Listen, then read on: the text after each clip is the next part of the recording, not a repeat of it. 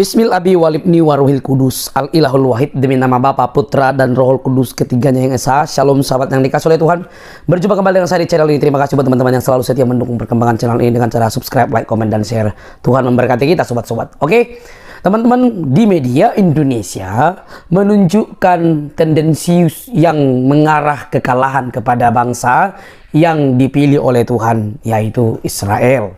Kita tahu teman-teman, sudah lama keadaan ini sudah banyak juga yang berdoa untuk keamanan, tetapi baru-baru ini viral bagaimana Iran melakukan sesuatu hal yang kata media Indonesia sudah mengalahkan Israel dengan hujan-hujan rudal-rudal mereka. Teman-teman, bagaimana media Indonesia ini menyoroti sesuatu yang jauh di sana, yaitu, nah teman-teman, apa yang dia sampaikan itu dibungkam oleh orang yang sedang berada di Israel sendiri. Mari kita lihat keterangan berikut ini teman-teman ya. Ini dia videonya.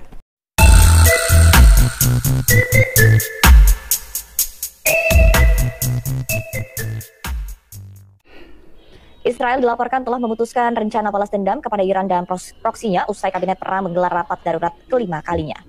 Sejumlah sumber pemerintahan Perdana Menteri Benjamin Netanyahu mengatakan kabinet telah memutuskan langkah menanggapi serangan Iran, namun waktunya belum ditentukan.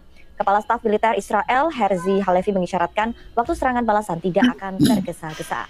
Sejumlah sumber Israel menuturkan perkembangan keputusan ini menunjukkan keseriusan dan tekad Israel untuk melakukan serangan balasan. Sebelumnya, Perdana Menteri Israel, Benjamin Netanyahu, telah menegaskan Israel akan memberikan respon terhadap Israel dilaporkan telah memutuskan rencana balas dendam kepada Iran dan proksinya usai kabinet perang menggelar rapat darurat kelima kalinya.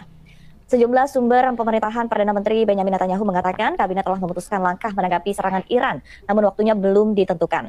Kepala Staf Militer Israel, Herzi Halevi, mengisyaratkan waktu serangan balasan tidak akan tergesa-gesa. Sejumlah sumber Israel menuturkan perkembangan keputusan ini menunjukkan keseriusan dan tekad Israel untuk melakukan serangan balasan. Sebelumnya, Perdana Menteri Israel, Benjamin Netanyahu, telah menegaskan Israel akan memberikan respon terhadap serangan Iran. Bahkan Netanyahu mengklaim Israel telah bersiap dengan serangan Iran tersebut. Bekas rudal Iran itu dahsyat sekali ya, itu panjangnya bisa sekitar 8 meter dan ya diameternya itu bisa 2 kali drum ya, 2 kali drum aspal ya, besar sekali. Dan ternyata ada sekitar 108 rudal itu di luar ini ya, di luar drone ya, itu sekitar 108 rudal yang dikirim ke Israel ya. Bahkan katanya itu sekitar 60 ton bahan peledak yang diserang oleh Iran kepada Israel. Itu kalau hancur semua di negara Israel, mungkin Israel akan musnah ya, karena Iran sudah berkata bahwa ya dunia akan melihat kehancuran Israel. Tapi sayang seribu sayang, walaupun Iran sudah menyerang dengan kekuatan yang dahsyat, tambah didukung dengan teriakan takbir Allahu Akbar, ya sayang seribu sayang, Israel masih terlalu tangguh. Dan menurut saya itu adalah mujizat ya, mujizat perlindungan Tuhan kepada Israel lewat teknologi Iron Dome ya, Iron Beam dan lain sebagainya, sehingga Israel bisa lolos ya dari serangan tersebut kawan-kawan ya. Dan ada kemungkinan Israel akan menyerang balik ya, dan sehingga ini membuat warga Iran itu ketakutan ya, karena Israel berjanji akan balas dendam ya.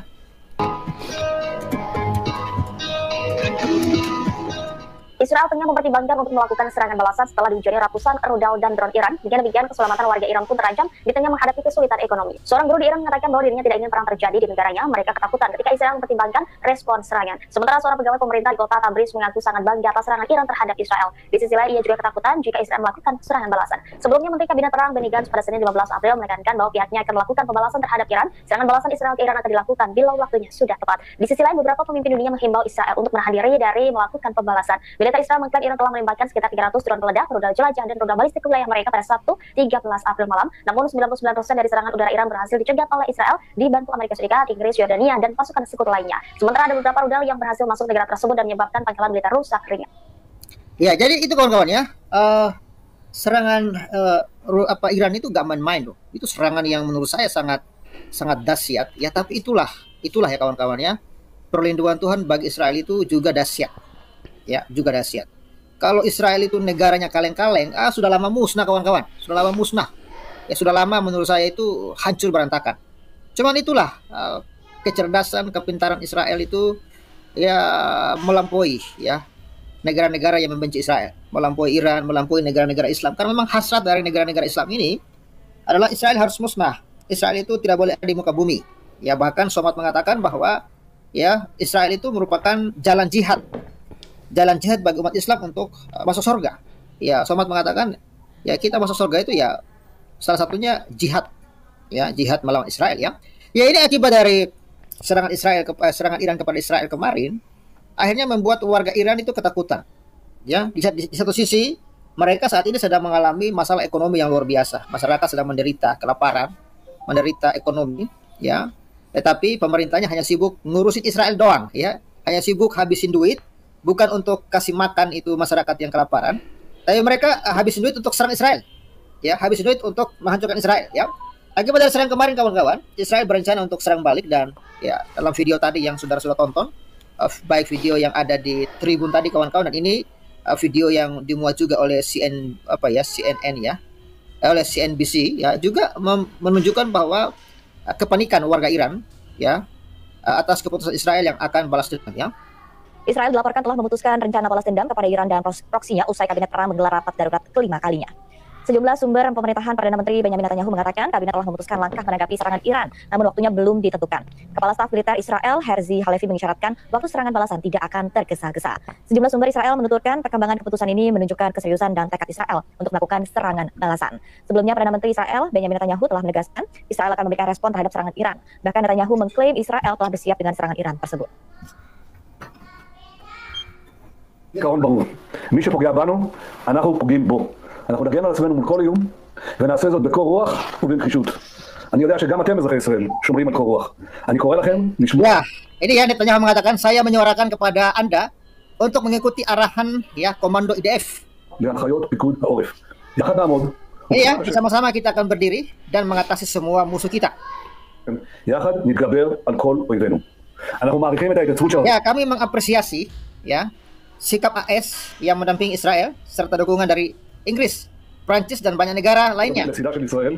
לכן Termasuk ini ya, termasuk Arab Saudi, ya termasuk juga Lebanon ya kalau saya nggak salah, Yordania ya juga ikut membantu ini ya, membantu Israel. תמיכה של בריטניה, צרפת ומדינות רבות. Ya itu kawan-kawan.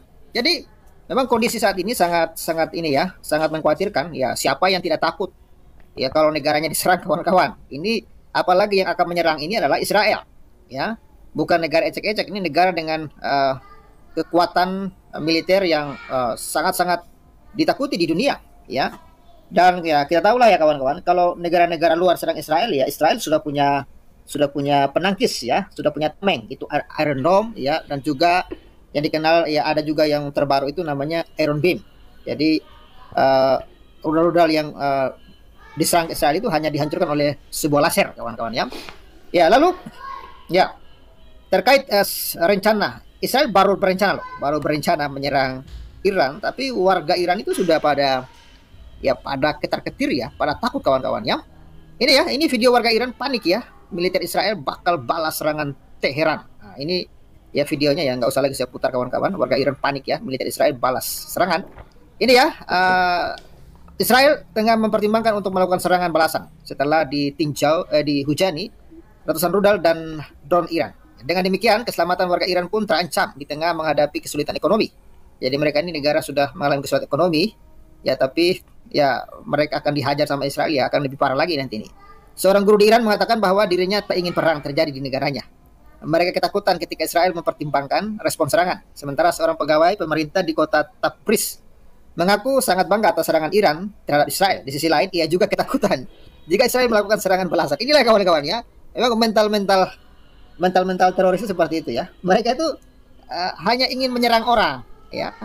Kalau ada yang kalau diserang balik takut ya. mereka terkencing-kencing ya. Jadi mereka ini takut mati ya. Katanya ya kalau mati syahid itu kan masuk surga ya. Tapi mereka takut ini ya. Sebelumnya Menteri Kabinet Perang Benny Gantz ya pada Senin 15 bulan April menekankan bahwa pihaknya akan melakukan pembalasan terhadap Iran. Serangan balasan Israel ke Iran akan dilakukan bila waktunya sudah tepat. Di sisi lain, beberapa pemimpin dunia menghimbau Israel untuk menahan diri dari melakukan pembalasan. Ya, karena memang negara-negara pemimpin dunia sudah tahu kalau Israel menyerang itu pasti yang terjadi kehancuran kawan-kawan. Militer Israel mengklaim Iran telah menembakkan sekitar 300 drone peledak, rudal jelajah dan rudal balistik ke wilayah mereka pada Sabtu, ya, tanggal 11 ya, bulan bulan 4 ya. Kok 11 sih? Ya, pada hari Minggu lah, Minggu pagi atau pada hari Sabtu malam ya, serangan itu dilakukan oleh Iran kepada Israel. Ya, sabar kawan-kawannya, saya lagi mencari sesuatu ini.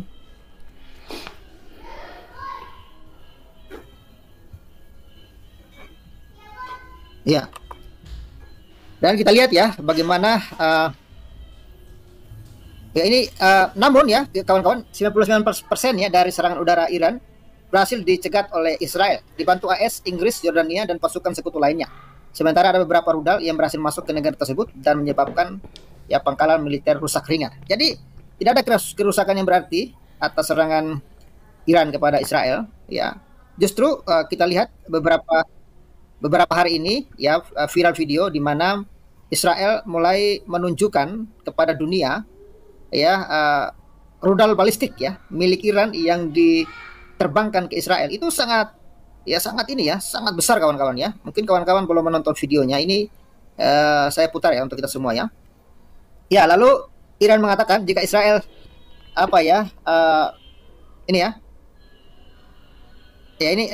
maka Iran sesumbar ya, katanya kalau Israel menyerang balik maka mereka akan juga menyerang Israel dengan lebih dahsyat lagi, kata mereka ya.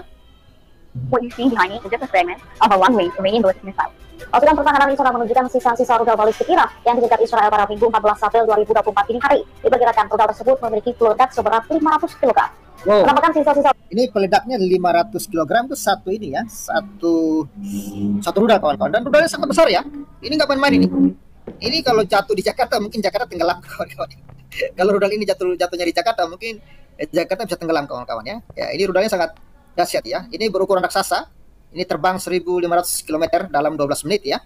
sisa rudal balistik Iran ini salah satunya diunggah oleh juru bicara IDF, Letkol Peter Levner di akun X-nya pada Selasa 16 April. Dalam video itu terlihat sisa rudal berukuran besar. Menurut keterangan videonya, rudal itu merupakan satu dari 120 rudal yang dicegat militernya. Sisa rudal Iran kemudian ditemukan di dekat Laut Mati. Sementara dilansir dari The Times of Israel, disebutkan bahwa hanya tangki bahan bakar rudal yang ditemukan. Awalnya meledak dan mesinnya hancur selama intersepsi oleh sistem pertahanan udara jarak jauh ARO. Diperkirakan tangki itu memiliki panjang 11 meter. Saat itu, saya hanya mengira-ngira panjangnya 8 meter, padahal panjangnya itu 11 meter. Itu 11 meter panjangnya kawan, dan itu ada sekitar 108 rudal. Itu di luar drone ya, di luar 300 drone. Ada sekitar 108 rudal itu yang diterbangkan untuk menghancurkan Israel. Dan satu rudalnya itu sekitar ya 500 kilogram ya, 500 kilogram bahan peledak. Anda bayangkan ini kalau jatuh sebuah 150 itu jatuh, 108 rudal itu jatuh ke Israel, wah, Israel mungkin bisa hancur. Yerusalem termasuk Masjid Al-Aqsa itu hancur berantakan itu ya. Makanya kemarin Pak Isra Sururi mengatakan ya kalau Yerusalem hancur yang rugi juga Islam, kata dia ya. Karena apa? Ya Al-Aqsa akan hancur di sana, kata ini ya, pendeta Isra Sururi ya. Ini kawan-kawan 11 meter loh panjangnya ini kawan-kawan. Main ini. Terbang lebih dari 1.500 km dari Iran ke Israel dalam waktu sekitar 12 menit. Juru bicara IDF Laksamana Muda Daniel Hagari mengatakan, menembakkan rudal Iran itu merupakan eskalasi yang berbahaya. Ia menyebut pihaknya akan merespon pada waktu yang tepat. Iya. Jadi Israel akan merespon pada waktu yang tepat. Kita nggak tahu ya kapan respon Israel yang otomatis ya kawan-kawan. Serangan dadakan Israel yang mungkin akan sangat mematikan. Walaupun Iran katanya mereka sudah bersedia, sudah siap sedia ya. Dan ya warga sipil yang jadi korban. Ujung-ujungnya kan warga sipil yang jadi korban. Dan Israel mengatakan lewat apa yang dilakukan oleh Iran ini, akhirnya mata dunia terbuka. Begitu jahatnya Iran. Iran itu adalah negara teroris ya. Negara yang selama ini bikin kacau di Timur Tengah. Karena apa? Dia menggunakan proksi-proksinya itu untuk melakukan serangan demi serangan kepada Israel ya. Termasuk Hezbollah ya, Hamas kemarin yang menyerang Israel pada 7 Oktober. Itu semua adalah proksi-proksi Iran ya. Betul ya, Bung Singa Yehuda ya, bukan hanya Israel yang hancur Bang Pavel. Negara tetangga juga pasti hancur juga. Iya, meledaknya di tanah. Ya, termasuk situ ada Mesir, Jordania, ya itu bisa hancur ya, kawan-kawan ya. Jadi ini sangat-sangat ini ya, sangat-sangat mengerikan ya, tapi syukurlah ya, syukurlah. Israel masih diberikan kekuatan ya perlindungan Tuhan masih ada bagi Israel, dan Israel eh, masih ini ya masih dalam rencana Tuhan yang besar ya. Dan Israel itu ya memang tidak bisa kita pungkiri ya, bangsa pilihan Tuhan. Bangsa bukan seperti Arab. Ya, Arab itu ya bahkan mereka dengan mereka itu saling bunuh di sana ya. Tidak akur kawan-kawannya. Ya itu kawan-kawan yang dapat saya kabarkan bagi kita semua. Saya tunggu-tunggu ini para kemana nih para pengamat-pengamat Pavel ini ya. Bang Wani Piro, Bang Rocky, Bung siapa lagi nih? Bung Pio, Bung Uti ya. Raja Uti ini pada gak nongol nih kawan-kawannya. Ya sambil tunggu-tunggu ya. Kawan-kawan yang mau kumur-kumur ya, kita baca dulu ya beberapa komentar ya. Ya ura Israel ya katanya ya. Wah akhirnya hadir ya sahabat kita ya. Ya. Oke. Bung Raja Uti, apa kabar Bung Raja Uti? Shalom, Pavel. Selamat malam. Salam, selamat malam. Ya, Ya, gimana ini nih? topiknya menarik ini ya. Iya. Jadi begini, kalau kita lihat, ya memang situasi sekarang ini justru ketidaktenangan itu terjadi pada rakyat Iran. Ya, betul. Ya, kalau Israel, Karena mereka tidak tahu persis kapan Israel akan menyerang ya. Justru itu lebih mencekam dan menakutkan gitu loh. Kalau tidak tahu kapan Israel akan menyerang. Ya kan? betul, bro. Jadi begini, kalau kita lihat kan sekarang ini kan Israel yang pertama, kemudian di mana dia akan menyerang? Yang kedua, ya, di mana dia akan menyerang? Tiga, bagaimana cara dia menyerang? Ini tiga hal ini yang perlu dikhawatirkan oleh rakyat Iran. Jadi bagi Iran ini sebenarnya suatu blunder gitu ya. Menyerang kemarin di hari barusan kemarin lah 2-3 hari yang lalu itu. Kenapa? Yang dibutuhkan Israel dari Iran ini sebenarnya suatu alasan atau izin, Bro Pavel. Alasan atau izin untuk apa? Untuk sewaktu-waktu dia bisa menyerang Iran langsung ke Iran. Kenapa? Karena situasinya kan memang sudah dalam keadaan konflik terbuka. Kalau selama ini Iran kan menyerang Israel dengan cara yang pengecut. Memang Iran ini kan bangsa pengecut kan, bangsa teroris yang besar di dunia ya Iran ini gitu. Dia pengecut, menggunakan proksi-proksinya untuk menyerang Israel seperti ya paling jelas ya Hamas ya pertama. Tapi Hamas sudah tinggal sedikit lagi lah. Kalau Israel mau musnahkan dalam tempo 2 minggu ini juga selesai gitu. Cuman dia dulu sampai rakyat sipilnya bergeser kan bagian gitu ya. Tapi nanti juga dia akan kembali menyerang Rafah, itu pasti, itu nggak akan mungkin dimundurkan. Yang kedua ya Houthi. Nah Houthi ini kita lihat juga ini juga sebenarnya sudah melemah sebenarnya perlawanannya ini ya. Tiga ya langsung Iran sendiri, ada beberapa memang organisasi teror yang ada di Irak memang masih ada, tetapi sepertinya nggak terlalu signifikan ya. Nah, kalau kita lihat sekarang kan menyerang 300 rudal lebih ya, dan itu semua kebanyakan bisa dijatuhkan atau jatuh sendiri. Jadi rudal-rudal yang dikirim Iran maupun drone-nya itu sebagian ada yang jatuh di wilayah Irak, sebagian ada yang jatuh di wilayah Suriah, dan yang dijatuhkan oleh Angkatan Udara Israel. Nah, kalau kita lihat pertahanan udaranya sangat ketat ya. Tapi setelah Iron Dome, kemudian setelah Iron Dome dia masih punya yang agak sedikit lebih jauh dari wilayahnya, David Sling. Habis David Sling masih ada yang namanya rudal Patriot, sisa dari yang dulu dia pernah diinstal oleh Israel pada saat Perang Teluk Pertama dan Perang Teluk Kedua. Kemudian yang terbaru sekarang ini kan ada yang namanya Iron Beam. Enggak, Arrow 2 dan Arrow 3. Ini sudah operasional semua, Bro Pavel. Kalau Iron Beam itu sedang uji coba. Jadi dia mencoba itu belum operasional, tapi tapi itu eksperimennya jalan terus. Tapi kita lihat dalam 2 atau 3 tahun lagi ini pasti sudah berfungsi Iron Beam ini, jauh lebih murah daripada Iron Dome biayanya. Karena Iron Dome itu sekali dia menembakkan roketnya kalau nggak salah berapa ratus juta pasti habis gitu ya satu roket. Kalau Iron Beam ini sudah jadi, sekali dia menembakkan sinar itu ya mungkin sampai sekian ratus ribu rupiah kalau dirupiahkan gitu. Dan dia hanya menggunakan energi listrik kan untuk menghasilkan cahaya gitu ya untuk menghancurkan. Nah, ini kalau udah operasional di masa yang akan datang itu akan jauh lebih irit, gitu, jauh lebih murah. Nah, kita lihat sekarang Iran. Yang khawatir sekarang itu adalah rakyatnya. Kenapa? Mereka akan khawatir kapan Israel menyerang. Terus apa yang mau diserang? Kalau kita lihat sasaran di Iran yang pertama yang paling penting sebenarnya adalah pembangkit listriknya. Pembangkit energi di Iran paling utama. Ya. Kemudian yang kedua fasilitas nuklirnya. Dia kan mau bikin bom nuklir itu, Iran itu. Yang ketiga, katanya nih, kalau saya baca potong ya, saya baca informasi katanya untuk sementara Iran menutup akses menutup fasilitas nuklirnya katanya. Ya, karena begini Prof. Afel, kalau dia misalkan buka fasilitas nuklirnya ini, programnya, mesinnya jalan untuk pengayaan uranium, begitu itu nanti kena bom, ini Habis. ada radiasi, kontaminasi. Wah, itu bisa kayak di Chernobyl itu. Bisa bencana itu yang namanya radiasi ini. Iya, betul-betul. Nah, jadi pertama dia hindarkan adanya hancuran fasilitas nuklir karena ada radiasi. Yang kedua, kalau misalkan reaktor nuklir Iran itu ada 8 tempat, 8 titik, dan itu sudah dipetakan semua oleh Israel. Tapi yang paling rawan itu ada 2 yang dekat Teheran. Salah satunya adalah Isfahan. Di satu reaktor nuklir kayak Isfahan itu kalau dihancurkan, efek radioaktifnya itu ke ibu kota itu ada korban pasti bisa jutaan, bro. Bisa jutaan itu kalau kena radiasi. Ada 2, kalau saya nggak hafal semua nama reaktornya. Kemarin saya lihat laporan itu ada 8 reaktor, ada 8 fasilitas nuklir.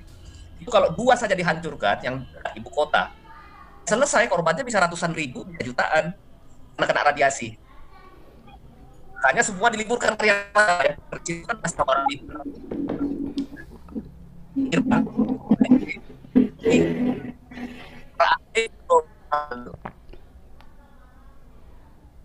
Jadi tadinya ini yang harus itu kalau nanti kita nggak pernah serangan Israel bisa malam, bisa siang, pagi itu. Israel itu kalau kelihatannya dia menyerang itu menjelang pagi biasanya kalau untuk fasilitas militer tertentu gitu. Kecuali kalau memang dia mau mengincar orang-orang yang dianggap sebagai komandan-komandan atau pimpinan organisasi teror, dia sewaktu-waktu dengan drone-nya atau dengan pesawat tempurnya. Tapi kalau untuk fasilitas biasanya dia menjelang pagi. Kapan titik pengawalan paling lemah di pangkalan militer atau di fasilitas tersebut, disitulah Israel biasanya menyerang. Nah, kita lihatlah fasilitas nuklir ya. Itu 8 itu yang dia harus lindungi. Kemudian yang berikut, yang ketiga bro, yang mau Israel ambil itu adalah infrastruktur militer, misalkan gudang senjata, ya.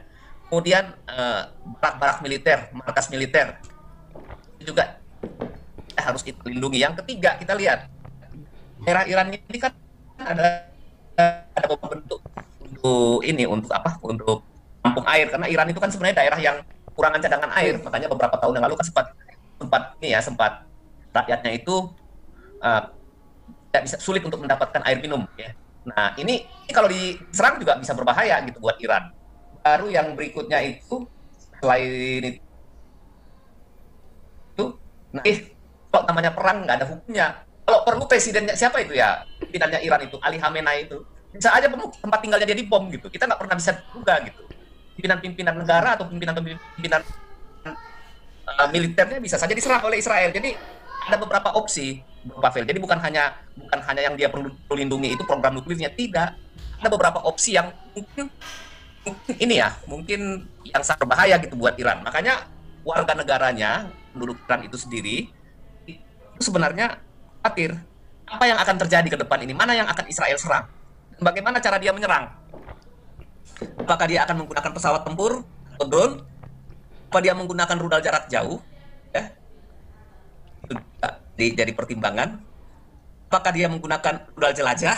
Macam-macam kemungkinannya opsinya. Jadi lebih sulit bagi Iran untuk melindungi wilayahnya daripada Israel melindungi wilayahnya gitu. Wilayahnya Israel kan tidak terlalu luas, bro. Agak sempit. Iya, betul, Apa betul. suara saya jelas nggak, bro? Jelas nggak? Kira? Sudah Putus ya? Sudah bagus. Sudah. Mana yang kira-kira akan diserang oleh Israel ini, itu jadi pertanyaan. Dan katanya Iran mendatangkan pesawat-pesawat baru dari ini, seperti misalkan berita-berita, nggak tahu benar apa tidak ya di Tribun itu ya, atau di beberapa berita media-media lokal, seperti Sukhoi 57 yang katanya pesawat generasi kelima. Kemudian radar rudal dari darat ke udara seperti S-400 gitu sudah didatangkan dan diinstal oleh angkatan bersenjata Rusia. Tetapi persoalannya kalau kita bicara kelengkapan dan persenjataan ini, Bro Pavel, senjataan canggih kalau penggunanya tidak terlatih itu juga nggak ada gunanya gitu. Kalau penggunaannya tidak terkoordinasi atau tidak direncanakan dengan baik, efektivitasnya juga nggak jelas gitu ya, apakah dia efektif gitu. Nah, kalau kita lihat kecil kemungkinan kalau Israel menyerang, Iran akan mampu menangkis atau katakanlah melindungi, kecil kemungkinannya mampu dari sisi yang ada gitu ya sekarang ini. Atau dia mungkin mengirimkan waktu Israel menyerang, skenario-nya begini kelihatannya Iran ini. Pada saat Israel nanti membalas menyerang di situ dia akan sudah terbaca untuk bekerja. Jadi Bung Raja, nah, suaranya katakanlah mungkin 1-2 pesawat ada yang ditembak jatuh gitu. Kenapa? Sudah bagus. Sudah. Atau nanti saya coba masuk dari akun yang satu lagi ya. Nanti 2 akun aja kalau memang ini. Kalau memang masih putus-putus. Nah, jadi wajar sekali Bro Pavel. Kalau misalkan lihat Iran itu takut. Kalau nanti Israel menyerang, pasti akan ada korban jiwa. Korban korban fasilitas atau infrastruktur sudah pasti. Tapi korban jiwa pasti akan banyak. Nggak bisa dihindari gitu oleh rakyat Iran gitu. Jadi rakyat Iran ini sebenarnya menyesali keputusan yang diambil oleh Ali Khamenei ini untuk menyerang. Sebenarnya Iran juga perang itu antara niat nggak niat. Jadi dia mau menyerang, tetapi dia menyerang bilang ya sudah, saya cukup sampai di sini. Nah, mudah-mudahan ini sudah saya anggap selesai. Israel jangan menyerang. Kalau Israel menyerang, kami akan balas dengan itu. Hanya omong besar, Bro Pavel. Artinya memang Iran nggak siap untuk berperang dalam jangka waktu yang panjang dengan skenario perang udara gitu. Jadi kalau Israel punya Iron Dome ya Iran cuma punya kadrun paling kan gitu kan. Bilang apa dia? Mana bisa? Iran bisa hanya dapat dukungan teriak password itu loh. Nah, ya password itu. Dan kalau Iran ini paling kalau saya melihat keahlian mereka itu adalah perang kata-kata. Jadi memutarbalikkan fakta lewat kata-kata, terus menggertak. Tapi bukan hanya Iran sih. Orang-orang setelah ini kan selalu begitu, Bro. Semua keahlian mereka itu hanya berperang kata-kata dan menggunakan ini ya, memutarbalikkan situasi. Jadi kalau misalkan ada pemberitaan di media tertentu, media T lah misalnya, mengatakan bahwa ada korban Israel begini. Biasanya mereka sudah punya korban gitu di bidang yang sama, di tempat yang mereka bela gitu. Jadi mereka hanya berusaha memutarbalikkan cerita pihak lawan gitu. Cari remis lah kalau istilahnya para apologet gitu. Nah, jadi kalau kita lihat sih kapan Israel ini akan menyerang? Sebenarnya sih kalau nggak Amerika tahan, karena begini yang dikhawatirkan oleh Amerika sebetulnya satu, kalau andaikan Israel menyerang, masalah korban jiwa ataupun korban perang regionalnya, yang paling jelas dampaknya yang kuat itu Bro Pavel adalah dampak ekonomi. Itu seluruh dunia pasti akan kena, Bro. Hancur. Indonesia apalagi? Sekarang coba lihat si Retno, berani nggak dia maki-maki Israel, mengutuki Israel? Nggak berani dia sekarang untuk Israel. Iya, kalau dia kutuk Israel atau provokasi Israel betul-betul menyerang. Kita ini paling rawan, Bro. Apa? Kita pasti akan jatuh. Ya? Harga minyak pasti akan naik. Kemampuan ekonomi kita turun. Kemudian yang berikut itu adalah inflasi kita akan naik. Jadi yang terkena dampak ini seluruh dunia, terutama negara-negara seperti ya Indonesia ini. Mbak sekarang suruh ini bela Iran gitu misalnya, di Menteri Luar Negerinya si Retno itu. Coba, berani nggak dia menghina-hina Israel atau mengutuki Israel sekarang? Nggak berani. Nggak akan berani. Apa ya, kalau Israel itu hancurkan ya hancurkan, tapi ya biayanya pasti ada, biaya ekonominya di seluruh dunia pasti akan merasa gitu. Dan sekarang ini sudah mulai kena kan, jadi ada tambahan ini lagi, tambahan sanksi ekonomi lagi dari Amerika dan mungkin sebentar lagi juga negara-negara Barat gitu ya. Selain itu ya mungkin opsi untuk serangan ini Netanyahu tidak pernah bilang tidak akan menyerang, dia akan menyerang, tunggu saat dan waktu yang tepat gitu. Dia akan menyerang. Nah ini situasinya ini. Ketika dia bilang akan menyerang tapi waktunya dia nggak beritahu, itu menyebabkan ketidakpastian dan tekanan psikologis kepada siapa? Pada rakyat Iran gitu. Pada rakyat Iran pasti akan timbul tekanan psikologis. Dan di satu sisi Israel memang tidak mau buru-buru menyerang. Secara politis dan diplomatis, selama ini kan dia terjepit di PBB. Sekarang tekanan kepada Israel di PBB sudah mulai berkurang, Bro. Orang sekarang sudah mulai menganggap bukan lagi Israel bangsa paling jahat gitu ya, Iran sekarang gitu. Nah, Israel sedang menikmati sedikit geseran dalam posisi politik dan posisi strategisnya dia di image-nya di mata seluruh dunia ya.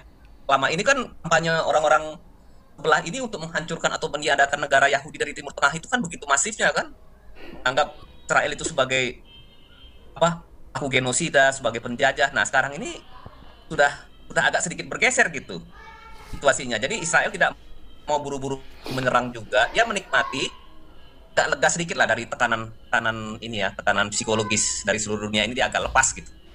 Jadi dia menikmati, kecuali ada kecualinya bro. Iran melakukan serangan yang kedua.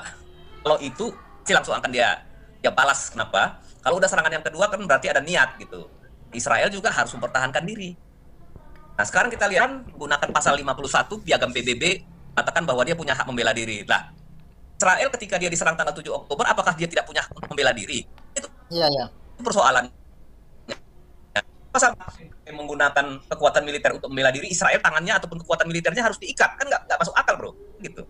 Iya betul. Tuh, suaranya terdengar? Dengar. Suara? Nah, kira-kira begitu. Jadi ya kita lihat nanti ke depannya ini bagaimana.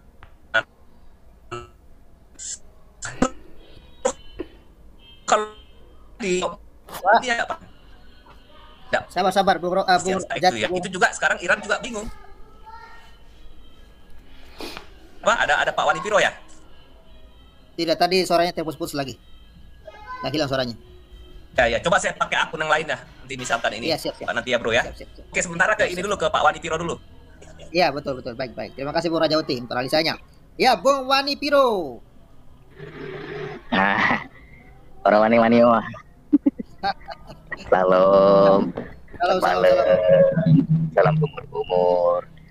Yakin nih Israel bakalan nyerang balik Irak? Yakin? Bro Pavel yakin? Saya yakin sih, tapi kapan waktunya ya? Belum bisa dipastikan. Penonton yakin? Jadi ekspektasi kita sebagai dalam tanda kutip penonton ya, kok sepertinya mengharapkan perang ini akan berlangsung seru gitu ya. Jadi seolah-olah perang antara Iran dengan Israel ini adalah sebuah peristiwa yang akan membuat orang-orang yang di luar wilayah itu adalah sebuah tontonan besar kayak kayak Piala Dunia gitu loh ya, atau Euro. Iya. Jangan salah. Kalian yang pada nonton di live chat ini kan banyak kan belum pada kawin kan. Coba bayangin aja kalau seandainya perang antara Israel dengan Iran, rudalnya ada yang nyasar ke negeri Konoha. Kalian bisa apa gitu loh. Kalian bisa apa? Iya, karena masing-masing punya nuklir ya. Rudalnya masing-masing punya ICBM ya, intercontinental ballistic missile yang bisa tembus ke antar benua gitu loh. Itu dekat loh, jangan salah, antara Asia Tenggara dengan Israel dengan Iran. Apalagi Israel kita tahu punya misil yang disebut, wah ini ngeri, malah ini julukannya Doomsday. Jericho 3 ya. Itu dijulukin Doomsday Bro Pavel. Jadi hari penghabisan atau hari kiamat gitu. Coba bayangin aja kalau misalkan ini benar-benar diluncurkan dan itu menghantam Iran, bisa lenyap itu Timur Tengah. Atau kalau nyasar misalnya ke Konoha. Ya, baru gunung meletus, gunung Raung meletus kayak begitu aja kita udah panik kan. Di Sulawesi Utara kan kemarin hari Rabu itu ada gunung meletus gitu ya. Cuman karena ini kabarnya ya saat ini memang banyak berita-berita yang berseliweran, jadi di luar negeri lagi banyak terjadi konflik, di dalam negeri juga ada konflik pilpres. Jadi berita-berita yang sifatnya jauh dari ibu kota mungkin tidak tercounter mungkin ya, tercounter tapi tidak terekspos lebih banyak gitu ya. Nah, kembali ke topik kita tentang peperangan antara Iran dengan Israel. Memang sih ya agak-agaknya tidak bisa dipungkiri bahwa Israel kayaknya bakal nyerang balik ya. Sebab apa? Kalau tadi saya lihat di YouTube itu ada sebuah statement dari, kalau nggak salah dari ini ya, juru bicaranya IDF atau siapa itu ya, yang mengatakan gini, if you get attacked and you don't retaliate, you will get another attack gitu loh. Artinya kalau misalnya Anda diserang dan Anda tidak membalas, maka Anda akan mendapatkan balasan yang Anda akan mendapatkan penyerangan lain lagi gitu loh. Artinya Israel memang udah siap mau nyerang balik gitu loh. Jadi berita buruknya ya kayak begitu, berita baiknya berita bagusnya atau berita ininya ya belum gitu loh. Sampai dengan sekarang belum terjadi penyerangan balik dari Israel ke Iran, tapi berita buruknya memang kayak ada sumpah dari militer Israel untuk menyerang balik ke Iran gitu. Apalagi kalau Israel sudah berkomitmen, ya udah berarti memang pasti terjadi. Apalagi PBB ketika kemarin membicarakan ini semua, sepertinya gagal untuk mendamaikan dua negara ini untuk tidak melanjutkan peperangan. Dan ini dampak yang akan terjadi selain ekonomi ya, tentu saja dampak kemanusiaan itu udah pasti ya. Walaupun kata Bro Raja Uti tadi, Israel ketika nanti menyerang Iran tidak akan sembarang menyasar kawasan publik. Tidak seperti Iran kemarin menyasar membabi buta gitu ya. Itu kan ada ya, rongsokan rudalnya itu yang kalau misalkan dikiloin itu udah dapat berapa itu bro? Gede banget gitu kan, yang ditunjukin sama tentara IDF yang perempuan itu kan. Bro Pavel kalau nggak salah juga menayangkan itu juga kan. Iya. Ternyata panjangnya 13 meter. Saya kira cuma 8 meter, Pak. 13 meter. Lah iya, itu itu bisa ngangkut bahan peledak hampir 1 ton kan. Rata-rata segitu ya. Itu kalau meledak di kawasan sipil bagaimana bisa ini kan hancur berantakan. Untungnya Israel kan punya Iron Dome. Nah, bagaimana jadinya kalau ketika nanti Israel menyerang Iran dan Iran tidak punya teknologi pertahanan militer seperti yang dipunyai sama Israel, itu bisa hancur berantakan, dan itu yang akan menjadi korban adalah rakyat Iran sendiri. Sedangkan rakyat Iran kebanyakan itu lebih dari 50% itu tidak mendukung rezim ini. Jadi memang banyak juga sih yang berharap bahwa Iran akan diserang sama Israel. Maksudnya rakyat Iran sendiri, karena kemarin juga ada sebuah podcast yang mewawancari rakyat Iran yang mendukung serangan Israel membalas serangan Iran gitu. Jadi rakyatnya sendiri malah ada beberapa yang justru mendukung kalau seandainya nanti Israel akan menyerang balik ke Iran. Cuman pertanyaannya, saudara-saudara mereka yang ada di sana itu kan akan jadi korban juga. Yang namanya perang yang memang pasti akan memakan korban juga ya. Cuman sayangnya gobloknya Iran itu kan gini, dia sok gengsi dan sok banyak membual gitu ya. Yang kemarin dilakukan sama Israel ke Syria itu sebenarnya yang dihancurkan, yang diserang, yang digempur sama drone-nya Israel itu sebenarnya bukan kantor kedutaannya, tapi gedung yang di sebelahnya, Bro Pavel. Dan anehnya kenapa justru di situ ada jenderal Iran yang terkena tembakan drone dari Israel itu. Dan itu gedung itu adalah gedung tempat di mana Iran melatih orang-orang yang dibentuk untuk membuat teror gitu loh. Jadi ibaratnya ya gedung pelatihan teroris gitu lah ya. Jadi begitu. Jadi justru gedung konsulat Iran sendiri tidak hancur gitu ya. Bahkan ini disiarkan sama channel ini kan, apa tuh? Yang Bu Monik itu loh, Bro Pavel. Fakta Israel. Jadi yang dihancurkan itu sebenarnya bukan gedung kedutaannya atau konsulatnya, tapi gedung yang di sebelahnya. Tapi yang anehnya, entah kenapa ada 7 tentara Iran yang tewas di situ dan ada 2 jenderal yang juga tewas di situ. Artinya mereka memang sedang melakukan pelatihan barangkali ya di situ, di gedung itu, karena gedung itu adalah gedung, kalau saya bacakan terjemahan dari gedung itu yang menyangkut agama itu masalahnya. Jadi anggap aja itu adalah gedung untuk melakukan pelatihan terhadap orang-orang yang akan melakukan aksi apalah gitulah ya. Jadi begitu. Artinya sebenarnya kalau secara hukum Israel tidak menyerang Iran pada saat itu, karena itu kan bukan gedung konsulatnya Iran sebenarnya. Iya, dan hancur memang. Dan gedungnya Iran, konsulatnya Iran malah masih utuh gitu ya. Nah ini dampak yang terjadi nanti, tadi Bro Raja Utu juga sudah beberapa menyampaikan bahwa akan terjadi dampak ekonomi yang cukup sangat terasa nanti lah ya, di mana kita masih tergantung kan dengan bahan bakar fosil gitu ya. Dan Indonesia katanya itu sudah berhenti mengimpor bahan bakar minyak dari Iran karena konflik ini kan, baru konflik nih loh, belum perang. Apalagi kalau misalkan nanti dampaknya juga ke negara-negara Arab sekitar Iran yang juga memproduksi minyak untuk yang menjadi tempat untuk mengimpor minyak dari Indonesia gitu ya. Nanti ya jangan salah kalau misalkan dolar naik, rupiah merosot, bahkan sekarang ini rupiah kan sudah tembus 16.200, hampir 250-an lah ya. Kalau nyampe tembus 17.000, tembus 20.000 bisa ini kan, bisa krisis ekonomi kita. Dan ini terjadi juga dipicu dengan kondisi politik di dalam negeri yang juga masih belum selesai dengan sampai ke MK, dan ini masih menunggu hasil putusan MK juga apakah nanti akan berlangsung damai, dalam arti masing-masing pihak akan menerima kekalahannya, yang kalah, yang menang juga akan lebih bijak dalam menyikapi kemenangannya atau bagaimana. Dan tadi ada aksi damai ya dari kubu 02 gitu ya.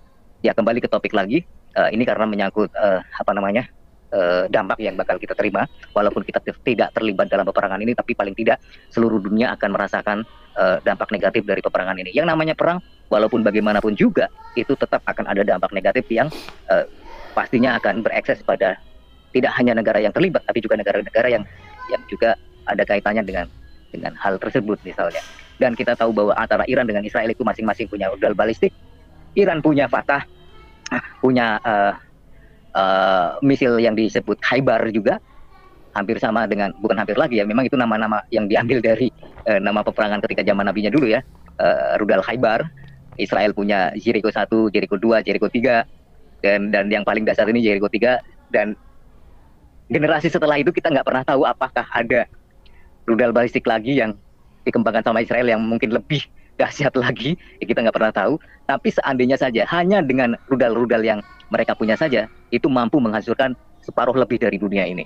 Bayangkan kalau seandainya perang ini sampai melibatkan senjata rudal balistik yang seperti itu, senjata mematikan, senjata yang mampu memusnahkan lebih dari separuh populasi dunia, bisa punah kita, Bro Pamit. Ngeri kan? Ngeri sekali. Jadi jangan berharap perang ini terjadi kalau damai. Dan masalahnya itu kan, Irannya ini yang ngeyel. Coba kalau Iran tidak bikin proksi yang nyerang-nyerang Israel. Ya namanya singa, kalau digelitik-gelitik walaupun singanya lagi tidur, lama-lama bangun juga kan, rekam juga. Lanjut Bro Rajauti. Baik, terima kasih Bro Aditiro. Jadi jangan berharap perang ya, ini bisa berdampak bagi Indonesia juga sebenarnya ya. Iya. Bung Rajauti silakan open mic Bung. Oke. Suaranya jelas? Ya, clear, jernih. Suara? Ya, mantap. Suara? Mantap, oke. Jadi begini, dalam suatu konflik ataupun peperangan, ada yang namanya collateral damage atau jaminan kehancuran. Jadi begini, kalau saya misalkan memulai suatu perang, kayak Iran ya, dia memulai perang ini dengan menyuruh proksinya Hamas untuk menyerang Israel gitu. Tidak akan mungkin dia juga lepas dari suatu kehancuran gitu, karena kemungkinannya pasti akan ada pembalasan. Pembalasan ini itulah yang disebut nanti, kalau ini berhasil menghancurkan Iran lah ya katakan ya, itu yang disebut sebagai collateral damage ya, jaminan untuk kehancuran. Nah, kenapa Israel merasa perlu untuk menyerang balik? Kalaupun memang dia niat ya, kadang-kadang kita nggak tahu juga, bisa jadi Israel hanya menggertak gitu ya. Tapi seperti yang dikatakan oleh Bro Wanipiro, bahwa kalau misalkan serangan Iran dibiarkan, akan ada serangan yang berikut-berikut. Karena apa? Cenderungan untuk tuman, Pak. Untuk biasaan gitu kan. Israel juga nggak berani menyerang gitu. Tapi kalau nanti misalkan Iran diserang balik oleh Israel, berarti ada collateral damage atau jaminan kehancuran bagi Iran. Yang diberikan oleh siapa? Diberikan oleh Israel pada waktu Iran menyerang dengan 300 lebih rudalnya beberapa hari yang lalu gitu. Nah, itu hukum dalam konflik itu seperti itu. Harus ada collateral damage gitu. Nah, oleh sebab itu, kalau kita lihat ya, kalau untuk senjata nuklir saya belum begitu yakin ya apakah Iran punya. Tetapi kalau rudal-rudal jarak jauh, rudal jelajah dia punya. Tapi pelurunya masih menggunakan munisinya masih yang konvensional. Israel juga di Jericho itu dia menurut laporan-laporan dari itu ya, kalau kita lihat buku-buku tentang update senjataan dan militer, itu masih isinya bahan baku atau bahan peledak konvensional. Tapi ada dari sebenarnya sudah lama sih, dari sejak tahun 1972 ada yang mengatakan bahwa Israel sudah punya hulu ledak nuklir antara 80 hulu ledak sampai 200 hulu ledak nuklir. Artinya Israel kalau mau menghancurkan seluruh negara Arab atau lawannya dalam tempo ketika, kalau memang betul-betul memang dia punya nuklir ya Israel, itu nggak perlu hitungan 1-2 jam, tinggal meluncurkan saja melalui rudal Jericho gitu kan. Tapi yang terjadi ya pasti kiamat kan gitu kan. Di Israel itu juga menyiapkan bagi dirinya itu ini ya, semacam collateral damage juga. Kalau misalkan Israel itu terang oleh negara-negara sebelah ini, semua menyerang dia pada waktu yang sama, artinya apa? Ketika kita diserang, kita akan mati. Prinsip yang dipegang oleh orang-orang yang dalam kondisi terjepit seperti itu apa? Kalau mau mati, mati sama-sama. Kalau mau hancur, ya hancur sama-sama. Jadi kalau Israel diserang oleh negara-negara yang antisemitik atau yang membenci dia, Misalkan kalau dulu kan seluruh negara Arab ya. Nah, kalau sekarang ini ya sebagian sudah ada yang berdamai dengan Israel, tapi Iran ini kelihatannya betul-betul masih sangat ingin melenyapkan Israel. Tapi jangan salah bro, jangan salah, Israel punya ini loh, punya apa yang kayak Hamas kemarin, terowongan untuk ini kan, bunker-bunker untuk perlindungan dari dampak nuklir bro. Jadi mereka udah siap kalau misalkan ini istilahnya dia punya bunker untuk perlindungan nuklir, biologi sama kimia dia punya. Karena kalau nggak seperti itu ya siapa yang bisa menjamin eksistensi dan berlanjutan negara Israel? Nah, jadi kalau kita lihat depannya ini 200 ledak nuklir itu bukan sedikit.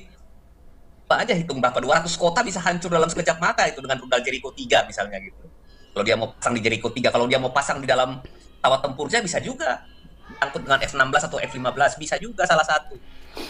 Kalau betul, cuman memang pemilikan bom nuklir ini Israel tidak pernah bilang iya, nggak pernah bilang tidak sampai sekarang ini. Tapi laporan-laporan dari para peneliti dan pengamat militer di berbagai negara itu ya melihat bahwa Israel punya gitu.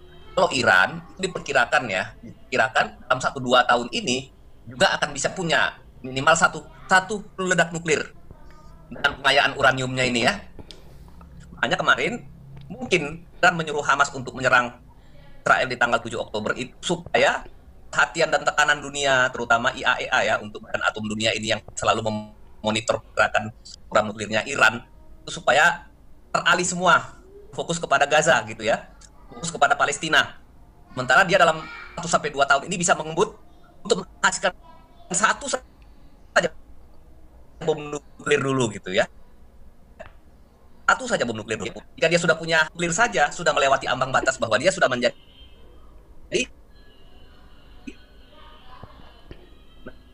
negara nuklir, dan orang ataupun negara lain tidak mengenal Iran mau tidak mau menghentikan program nuklirnya karena pernah tahu ketika nanti dia lagi mengayuh uranium, kemudian Israel melakukan pengeboman untuk reaktor hancur, terjadi radiasi, kontaminasi radioaktif, dampaknya lingkungannya dampak pencemarannya juga tinggi gitu, dan banyak pasti bukan hanya 100-200 orang, bisa ribuan, bisa ratusan ribu, bisa jutaan. Apalagi fasilitas nuklir Iran yang dekat dengan ibu kota, yang paling rawan katanya Isfahan. Isfahan itu sangat dekat. Ada dua yang dekat dengan ibu kota, itu reaktor nuklir besar atau fasilitas nuklir besar. Itu yang sangat diincar oleh Israel kalau dia mau menyerang. Sangat mengerikan. Jadi apa namanya ya? Secara korban militer, Iran nggak akan bisa melindungi rakyatnya kalau ada serangan balik pasti. Bagi Israel sendiri, sebenarnya yang paling utama prioritas pertamanya dia itu adalah Gaza. Ya. Gaza dia harus stabilkan dulu. Tidak ada lagi potensi ancaman. Kalau bisa membebaskan sandera, kalaupun tidak bisa membebaskan sandera, ya anggap sandera itu sebagai korban perang gitu. Waktu itu kan kita sempat diskusi juga dengan Pak Sulaiman Pontoh kan. Apa boleh buat kalau Israel tidak bisa menyelamatkan rakyatnya, ya itu mereka akan anggap itu sebagai korban perang. Apa boleh buat gitu ya. Tapi yang paling penting ke depannya bagaimana supaya serangan seperti tanggal 7 Oktober tidak terulang lagi di Israel. Nah, gitu kira-kira bro. Jadi banyak situasi yang akan terjadi. Kemudian Hezbollah, kita lihat Hezbollah. Selama ini andalannya Iran itu adalah Hezbollah. Hezbollah ini menyerang dengan menggunakan roket-roket model kayak Katyusha, kemudian beberapa roket jarak sedang. Tapi jangan salah, situasi perang dengan Hezbollah Israel itu sudah berbeda dengan tahun 2006. 2006 boleh dikatakan bahwa Israel gagal melenyapkan Hezbollah atau menghancurkan ataupun katakanlah melucuti persenjataan Hezbollah. Karena salah strategi. Hezbollah itu menggunakan fasilitas terowongan. Kemudian dia menggunakan pasokan senjata dari Iran dan dari Suriah waktu itu. Tapi ada kesalahan strategi Israel di tahun 2006 ketika dia perang melawan Hezbollah. Kenapa? Israel tidak menghancurkan dulu tempat persenjataan, tempat perakitan senjata, gudang-gudang senjatanya Hezbollah, sementara pasokan dari Suriah dan dari Iran jalan terus. Israel sibuk perbatasan dua negara untuk menghancurkan militer milisi Hezbollah, padahal di situ ada terowongan-terowongan yang Israel tidak. Jadi beberapa media itu mengatakan bahwa Israel sebenarnya tahun 2006 itu sudah kalah perang di Hezbollah. Tetapi situasinya sekarang sudah berbeda, bro. Kita melihat dalam konflik yang saling tembak sporadis ini sudah sekitar 270 sampai 280 milisi Hezbollah yang tewas, termasuk beberapa orang pimpinan Hezbollah maupun beberapa nasihat militer dari Iran ya, termasuk 3 jenderalnya sebenarnya sudah kena ya. Kemarin aja komandan perangnya udah ada yang kena. Kemarin komandan perangnya aja ada yang kena. ya itu juga tembakannya wah presisi banget ya. Jadi drone itu bisa menembak mobil Presisi. yang khusus ditumpangi sama itu sama komandan sama Hizbullah komandannya Hizbullah itu. Jadi yang kena hanya mobil itu dan meluncur sampai jauh gitu berapa meter gitu ya, terbakar gitu ya. Gila benar-benar. Jadi orang memperkirakan Israel akan menyerang, membalas dengan kekuatan besar gitu menyerang Iran. Justru kalau aku lihat urgensinya, Israel itu lebih baik menghilangkan potensi-potensi yang bisa membahayakan dia atau mengancam dia.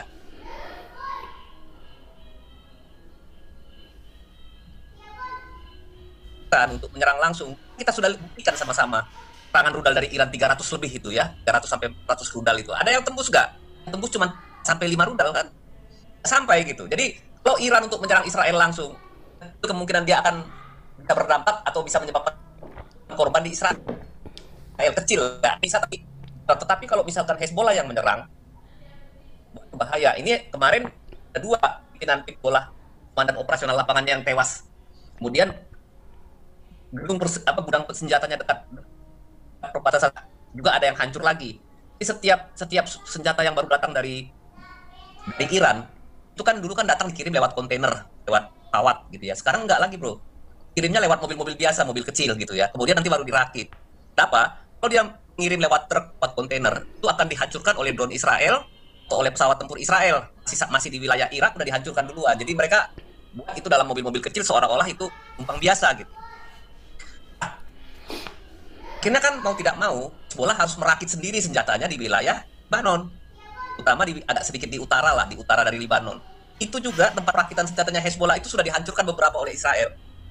Jadi kalau perang terbuka, misalkan pasukan lawan pasukan, Israel masuk misalnya ke wilayah Lebanon, artinya Israel melanggar ini dong, kesepakatan PBB itu kan, tentuan PBB bahwa senjata dengan Hezbollah itu. Tetapi kalau andaikan Israel menyerang lewat darat juga,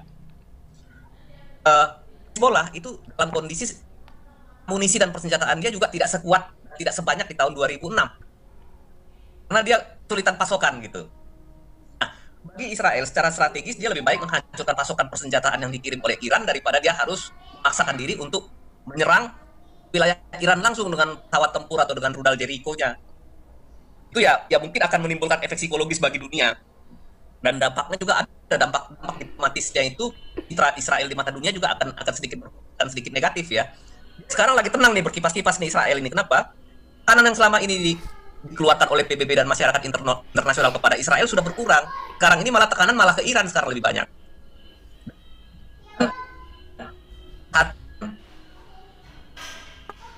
Gaza seperti Gaza gitu. Saya kira begitu bro. Silakan Bro Pavel dilanjutkan.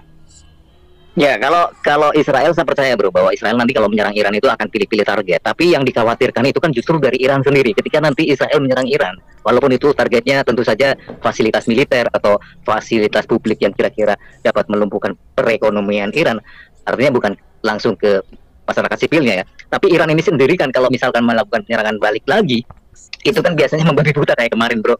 Dan nanti akan berdampak juga ke masyarakat sipil Israel juga. Dan kalau masyarakat sipil atau warga sipil Israel juga dapat kena serangan dari Iran juga, Israel justru akan tambah naik hitam. Dan ini yang dikhawatirkan eskalasinya akan menjadi jauh meningkat lagi kan bro, kayak gitu kan. Betul. Kira-kira begitu kan. Jadi sebenarnya kalau Israel menyerang, nanti pasti Iran akan memblow up korban sipilnya ini sebanyak-banyaknya. Kalau perlu di mat up gitu kayak di Gaza, di Hamas itu kan sebenarnya nggak ada yang bisa mengkonfirmasi bahwa itu korban sipil. Teroris Hamas. Dan bro itu ada video kemarin bro dari Mahyar Tausi kalau nggak salah itu yang suka podcast itu. Ada sebuah video masyarakat Gaza itu lagi pelesiran di pantai bro. Ternyata mereka baik-baik aja bro.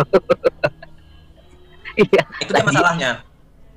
Jadi ternyata memang selama ini banyak cuma propaganda dari beberapa channel kayak BBC, CNN, sama Al Jazeera. Jadi kita tertipu rupanya gitu ya. Terus ada lagi yang banyak orang yang udah memberikan bantuan kemanusiaan terhadap masyarakat Gaza berupa makanan atau mungkin fasilitas apa gitu ya, terutama makanan gitu. Ternyata makanan yang diberikan kepada mereka itu dihambur-hamburkan buat makanan ayam sama makanan ini bro, makanan kucing bro. Jadi bukan buat makan mereka, tapi mereka ternyata makanan udah banyak dan itu bantuan yang diberikan kepada mereka itu ternyata sia-sia bro, banyak yang dibuang mubazir buat makanan kucing bro. Dan itu ada videonya juga, heran kan kita. Jadi ya akhirnya banyak yang merasa berpikir bahwa wah ternyata apa yang kita dengar selama ini dibohongin kita. Jadi ya gitulah bro, fakta yang terjadi di lapangan. Iya. Emang ada sih beberapa yang jadi korban, memang Jelas. betul. Kita tidak memungkiri itu ya, tapi di balik itu semua juga ada propaganda yang ternyata bohong gitu. Waduh. Ngeri juga ya. Ya, Bagi propagandakan bahwa korban sebanyak-banyaknya. Apa? Supaya Israel itu jadi iblis, jadi setan gitu di mata dunia. Sementara bagi Israel, seliti mungkin pun dia membidik sasaran yang katakanlah kombatan seperti Hamas pasti akan menggunakan rakyat sipil di atasnya sebagai tameng, ya, di gedung-gedung yang banyak penduduknya, kemudian juga di sekolah-sekolah, di masjid-masjid atau tempat ibadah lainnya, itu pasti akan jadi seperti itu. Iran juga nanti akan begitu, dia akan menggunakan rakyat sipilnya itu sebagai tameng juga. Kemudian nanti Iran akan nangis-nangis di PBB gitu ya, mengatakan inilah kejamnya Israel, bangsa agresor, melakukan genosida terhadap rakyat Iran. Pasti akan seperti itu, bro. Pasti akan seperti itu juga. Nggak akan mungkin karena nanti dengan gagah perkasa mengatakan bahwa kami berani melawan, kami siap, rakyat kami akan menderita. Tidak. Lihatlah Israel, beginilah kejamnya gitu. Dari abad ke-7 sampai sekarang, polanya mereka ini memang begitu, playing victim, playing korban gitu. sudah terpola ya. Udah terpola, udah gampang terbaca. Pertama dengan propaganda dan takiyah, ya. Kedua dengan playing victim, dengan main korban.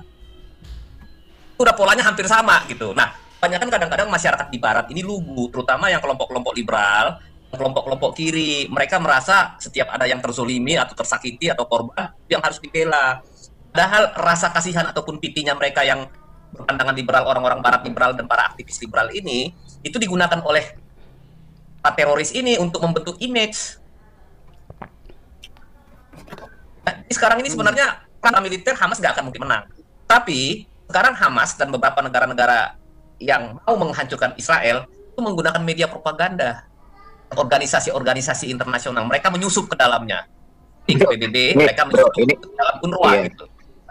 Silakan bro, lanjut, kita ngobrol santai aja. Ini ya santai betul. Ini juga intermezzo kok bro. Ini perang belum juga usai, perang belum juga dimulai sampai klimaks gitu ya. Tapi ternyata ada dampak yang rupa-rupanya menimpa sama teman kita yang di live chat bro. Dia mau mandi aja harus nunggu nampung hujan sampai 4 ember atau 5 ember. Ada itu di live chat. Enggak. Oke, lanjut aja kita ngobrolin tentang ini ya, peperangan antara Iran dengan Israel. Iya, ya kita perkirakan kemarin sih, saya pikir sih akan langsung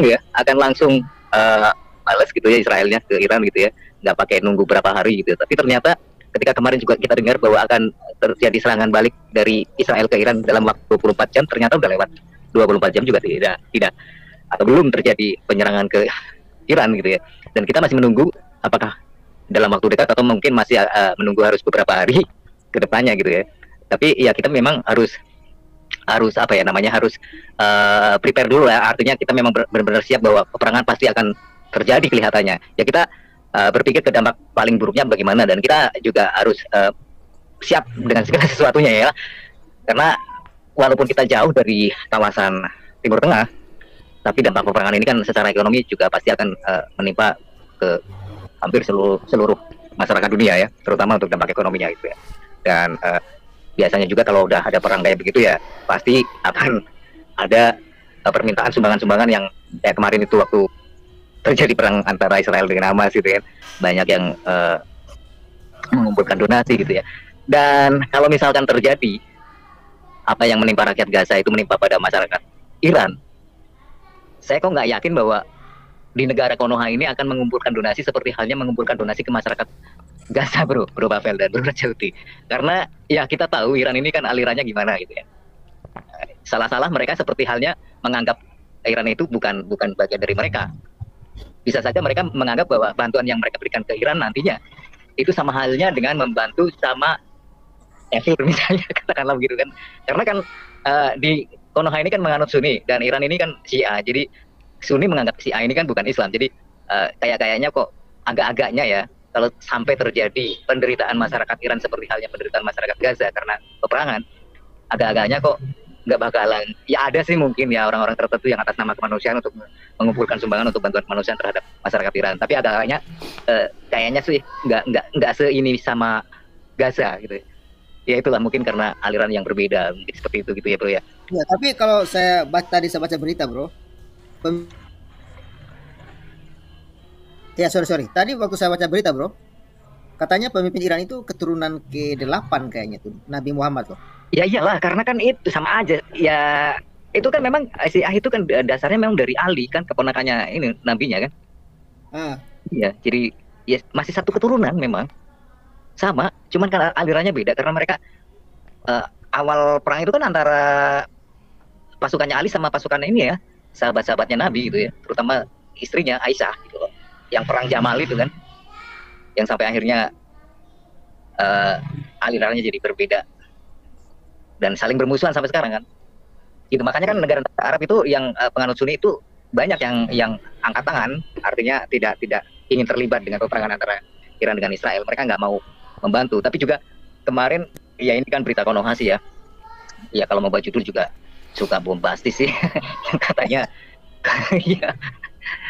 ya Lebanon kan memang benar, Yordania itu kan memang benar kan menembak drone-nya Iran yang melintasi wilayah mereka, karena kan mereka juga menjaga teritori mereka untuk tidak sampai jatuh ke wilayah itu ya. Jadi diberitakan di Konoha itu katanya Yordania gara-gara banyak yang ngatain bahwa Yordania bantuin Israel itu, katanya Yordania jadi muak gitu. Lah apa hubungannya? Kayak bahasa orang apa gitu ya, berita nasional tapi bahasanya kayak bahasa prokem. Iya gitu ya. Kembali, oke silakan bro. Jadi kalau kita lihat sebetulnya Jordania itu ya punya hak untuk mempertahankan kedaulatan wilayah udaranya, bro. Jadi dia sengaja menembak rudal Iran itu kenapa? Coba kalau andaikan rudal Iran ini jatuhnya di wilayah udaranya, jatuh di wilayah negaranya, terus kok ada korban orang Yordania, siapa yang disalahkan? Pemerintah Yordania kan, oleh rakyatnya kan gitu. Kalau tidak mau dia harus ya, mengeliminasi segala macam benda asing yang masuk ke wilayah udaranya tanpa izin. Apakah Iran selama ini meluncurkan rudalnya dari Iran ke Israel izin dengan pemerintah Yordania, atau memberikan, katakanlah dia minta, ada kan dalam of contact kalau dalam perang, kita mau minta tolong kepada negara sekutu kita untuk memberikan ruang udaranya, itu bisa, kemungkinannya bisa. Apakah Iran selama ini sebelum dia meluncurkan rudal kemarin itu dia sudah memberitahu pemerintah Yordania atau Raja Hussein II itu? Belum ada. Tiba aja kan dia meluncurkan sekian ratus roket itu kan. Dia tahu bahwa Yordania itu bukan sekutu Iran, Yordania itu adalah sekutu Amerika. Karena apa? Karena Yordania beli senjatanya sekarang dari Amerika semua. Mesir juga hampir semua dari Amerika persenjataannya. Kalau di tahun 1967, 1973 itu sebagian negara-negara Arab itu beli senjata dari Uni Soviet. Sekarang petanya sudah berubah. Yang menjual senjata kepada negara-negara Arab itu umumnya senjata yang alusista ya, kita nggak bicara senjata ringan. Alusista dan persenjata berat itu rata-rata dari negara-negara Barat, dari NATO gitu ya, dari Amerika. Jadi kalau misalkan Jordania tidak blok, bahaya buat dia gitu. Nah, kemudian begini, Lebanon itu sekarang ini kan dikuasai oleh Hezbollah sebenarnya. Tentara Lebanon juga 50% dari pasukan Lebanon itu juga orang-orang Syiah. Jadi dia nggak akan mungkin bisa mencegah Hezbollah melakukan apapun terhadap Israel ataupun terhadap siapapun. Bahkan terhadap, ini ada yang korban lagi nih, pemimpin politiknya partai Kristennya Lebanon bunuh oleh Hezbollah ini kelihatannya ini. Jadi mereka ujung-ujungnya Syiah ini juga nyerang Kristen juga gitu bro. Nyerang pimpinan politik Kristen yang ada di Lebanon juga. Jadi ketika mereka berhadapan, Syiah maupun Sunni ini dengan Israel gitu ya, kemudian dengan di Lebanon itu dulu partai Falangis ya dulu ya di tahun 1970-an, mereka bersatu. Tapi kalau nanti udah bicara dalam situasi damai, mereka akan berperang satu sama lain. Seperti yang kata Bro Wani Piro tadi, mereka akan berperang dan saling menghancurkan satu sama lain. Sekarang ini ya, Iran pesek yang di Konoha ini, wah ini semuanya itu di media-media kayak Tribun itu ya belain Iran habis-habisan gitu ya. Karena dalam posisi itu melawan Israel gitu ya, dia belain, tapi nanti ya belum tentu juga gitu. Tapi saya lihat pemerintah Konoha ini nggak berani juga terang-terangan kan mengutukin Iran gitu, enggak, mengutukin Israel karena perang melawan Iran tidak juga, bahkan menyerukan supaya deeskalasi dari konflik militer. Kenapa? Karena akan berdampak kepada ekonomi. Takut juga rupanya pemerintah di Konoha itu gitu. Dia akan berdampak kepada ekonomi. Jadi kalau katakanlah orang kan mengharapkan kolom chat ini dan waduh, segera Israel maunya membalas. Sebetulnya Israel itu tidak terpancing dengan serangan yang 300 lebih rudal itu. Dia tetap berperang dengan pola yang sekarang ini. Apa? Yang diincar dan yang lebih strategis untuk dihancurkan oleh Israel adalah pertama itu gudang-gudang senjata gudang-gudang senjata milik proksi-proksinya Iran. Itu paling utama dulu ya, supaya nggak terulang peristiwa seperti tahun 2006. Perangi tapi logistiknya tetap nggak dihancurkan, akhirnya korban tentara Israel juga banyak tahun 2006. Kemudian yang kedua, menghancurkan pimpinan-pimpinan militer dari organisasi-organisasi teror ini, pimpinannya Hamas, pimpinannya Hezbollah, pimpinannya proksi-proksi yang lain. Dan kalau memang ada orang militer Iran terlibat langsung sebagai penasehat militer di lokasi seperti yang kemarin di Suriah itu, dihancurkan sekalian. Ngapain dia di situ dengan ada 7 orang Iran, 5 itu perwira menengah, 2 jenderal. Kemudian masih ada beberapa orang lagi orang Hezbollah katanya gitu ya. Jadi ada 13 atau 15 yang meninggal, dilaporkan ya kepada media internasional. Jadi artinya buat apa mereka ada di situ kalau nggak merencanakan yang jahat terhadap Israel gitu kan? Nah, yang begini-begini yang Israel itu akan antisipasi duluan. Ya mungkin kalaupun misalnya eskalasinya itu sama Israel itu udah dianggap sangat menyulitkan, satu waktu dia pasti akan menyerang ini secara langsung ke wilayahnya. Yang dibutuhkan Israel sekarang itu bukan serangan, bukan dia harus menyerang sekarang sebetulnya. Dia punya tiket, dia punya kartu pas untuk bisa menyerang Iran sewaktu-waktu kapan dia rasa butuh dan dia ingin gitu. Itu yang dibutuhkan oleh Israel. Dia punya justifikasi. Kalau dia misalkan Iran tidak menyerang dengan rudalnya sampai 300-an kemarin itu, Israel nggak punya justifikasi untuk menyerang Iran. Jadi kapanpun Israel mau menyerang Iran, sekarang sudah terbuka peluangnya. Makanya sekarang ini ketidakpastian yang ada di Iran, masyarakatnya yang ketakutan. Itu kira-kira bro. Terima kasih bro. Lanjut. Baik. Oke. Ya, ini berhubung baterai laptop saya sudah mau mati nih. Ya, ini sudah ya. Saya rasa kumur-kumur kita ini sudah sangat sudah sangat dahsyat dan ya kita tunggu saja kapan ya Israel akan. Baterainya udah genjer ya, Bro. Baterainya udah genjer ya. Ini tinggal sedikit ini ya. Jadi kita tunggu saja Israel apakah akan benar-benar melakukan penyerangan. Tapi sepertinya ya akan melakukannya. Cuman kapan waktunya, justru ketika waktunya tidak jelas, ini yang menurut saya membuat was-was gitu loh. Ya takutnya sementara ya santai-santai tiba-tiba serangan itu terjadi, ya pasti akan tidak ada persiapan gitu loh. Kalau Israel sih nggak masalah, kapanpun diserang, Iron Dome mereka itu selalu ready gitu loh. Setiap ada pergerakan di udara itu pasti langsung dicegat sama Iron Dome itu. Ya, tapi kalau Iran, apakah mereka punya alat secanggih Israel ya? Kita pun tidak tahu gitu kan. Ya, dan terima kasih Bung Raja Uti, Bung Wani Piro, sudah 1 jam 25 menit ya kita kumur-kumur, dan kawan-kawan di live chat kita bertahan. Lumayan Bro Pavel, hari ini yang nonton cukup banyak loh, 1.000 lebih tadi.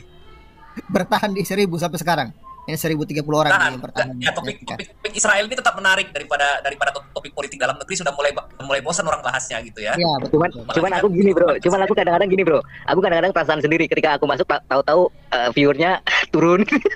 Enggak lah. Apa sih? Justru kalau kita bahas topik mengenai ini malah orang-orang lebih suka nonton daripada kita bahas ini masalah Mahkamah Konstitusi atau masalah angket gitu. Udah basi semua channel yang bahas itu, kecuali memang komentator resmi seperti Bung Kodari gitu ya. Dia lebih ini. Dia memang sudah profesinya di bidang itu, di analis data kan. Tapi kalau kita bahas topik mengenai politik misalnya di beberapa channel YouTuber yang lain, anjlok kok viewernya. Dia dibuat jadi diskusi, tapi kalau kita sekedar seperti Bro Pavel itu 15 sampai 20 menit kalau siang itu nggak apa-apa, sekedar menginformasikan itu tetap perlu gitu. Tapi kalau dibuat di topik diskusi, lihat aja channelnya Pak Hendro Firleso itu sepi kan sekarang. Nah, dia terlalu politis. Betul. Nah, tapi kalau masuk ke sini memang udah caranya udah tepat sih Pavel, dan cara seperti sekarang itu. Jadi kita pilih hari ini kita bahas di ikon yang mananya dulu. Nah, ini kan kita penuh terus ini kalau bahas Israel. Iya, betul sekali. Rupanya juga enak.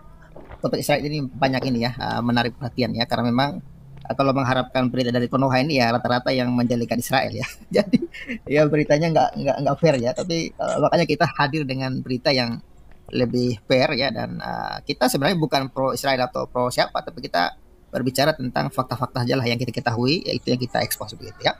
Oke, terima kasih Bung Raja ya. Oke. Silakan Bro, kalau mau ditutup nggak apa-apa. Artinya ya tetap support lah. Nanti kapan-kapan kalau ke Jakarta kita ketemuan juga boleh gitu. Sip. Kalau bisa taruh nomor di ini Bung, di chat lah, supaya kita bisa, mungkin kalau ada topik-topik menarik mau dibahas bisa di di share lah di WhatsApp tuh kalau sempat begitu. Gampang. Itu kan Alkalis kan. List ini. Iya. Oh ya, Ibu Lisa ya. Nah, biasanya saya hanya sama dia aja yang pernah ketemu langsung, yang lain saya nggak pernah gitu loh. Oh begitu ya. Iya. Iya, nanti ngomong aja sama dia gimana gitu. Iya, oke. Thank you semuanya. Oke, thank you Ya, bro. salam Iya, waras. iya. Kawan-kawan Salam semua, waras. kasih. Ya. Baik teman-teman yang dikasih oleh Tuhan, kita sudah mendengar keterangan daripada Pendeta Ezra Soru karena beliau berada di lokasi di mana media Indonesia sorot itu, teman-teman ya. Menurut pengakuan Pendeta Ezra Soru, ya benar ada serangan-serangan tapi dilakukan malam hari. Namun nampaknya apa yang dibangun atau dinarasikan di Indonesia melalui media-media Indonesia itu sungguh tidak benar seperti itu ya. Dari kesaksian dan langsung di tempat dari Pendeta Ezra Soru menunjukkan bahwa Israel itu sedang baik-baik saja. Ingat, tentu kita bukan pendukung Israel, tapi alangkah tidak baiknya sekelas-kelas media yang ada di Indonesia masih menyebarkan sesuatu hal-hal yang kurang pada intinya. Kenapa demikian? Harusnya kan memberitakan sesuatu yang positif, yang benar, yang sesuai, bukan malah tendensius sangat meruncing kepada Israel yang notabene sedang berkonflik dan dengan Iran atau Iran menyerang Israel. Teman-teman, hal ini sangat disayangkan. Ada apa dengan media di Indonesia, teman-teman? Ada apa dengan media Indonesia dengan judul-judul mereka yang sangat bombastis, yang sangat tendensius, yang sangat kepengen Israel itu lulu lantak? Ada apa dengan media-media di Indonesia ini? Kenapa tidak memberitakan sesuatu hal yang mungkin sebisanya? Kalau tidak tahu, ya janganlah gitu ya memberitakan sesuatu yang kurang benar gitu. Nah, teman-teman, ketika media Indonesia menyoroti di berbagai tayangan televisi dan juga channel-channel di media di Indonesia, itu sungguh-sungguh memalukan. Karena mereka mungkin tidak di tempat, tapi mereka menarasikan sesuatu yang membangun persepsi. Bahkan yang anehnya, teman-teman, kalau kita lihat di setiap komen-komennya, sangat disayangkan banyak kadrun-kadrun atau orang-orang tertentu yang sangat bersemangat agar Israel segera dimusnahkan. Kenapa? Apakah karena ada kebencian atau apa? Kita tidak tahu ya. Tapi dari berita-berita ini tidak berimbang, teman-teman. Tidak berimbang sama sekali. Nah, Pendeta Ezra Soru yang saat ini di Israel, di Yerusalem, membuktikan fakta itu. Dia ngakuin benar ada. Tapi tidak seperti yang diberitakan di Indonesia, kan gitu. Tidak diberitakan. Makanya media-media di Indonesia ini kurang berimbang ya. Jadi dibuktikan bahwa apa yang disampaikan itu berunsur ketidakbenaran ya.